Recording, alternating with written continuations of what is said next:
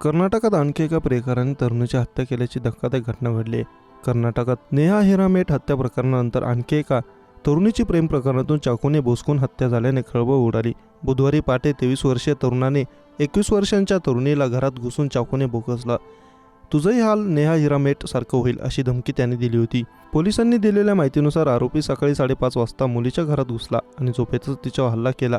मुलीला काही कळण्याच्या आधीच तिच्यावर जीवघेणा हल्ला झाला होता. तोपर्यंत तिचे कुटुंबीय आले आणि त्यांनी तरुणाला रोखण्याचा प्रयत्न केला. मात्र यानंतरही त्याने चाकूने वार केले. मुलीचा पाठलाग करून निर्घृण हत्या केली. इतकंच नाही तर हत्या करून तो पळून गेला. पोलिसांनी सांगितले की हत्या झालेल्या मुलीच्या 2 बहिणी आणि आजी घटनास्थळी होती. त्यांच्यासमोरच तरुणाने तिला भोकसलं, घरात तिला परपटत नेलं आणि लाथाबुक्क्यांनी मारलं. त्यानंतर स्वयंपाकघरात ढकलून तिला चाकूने हल्ला केला.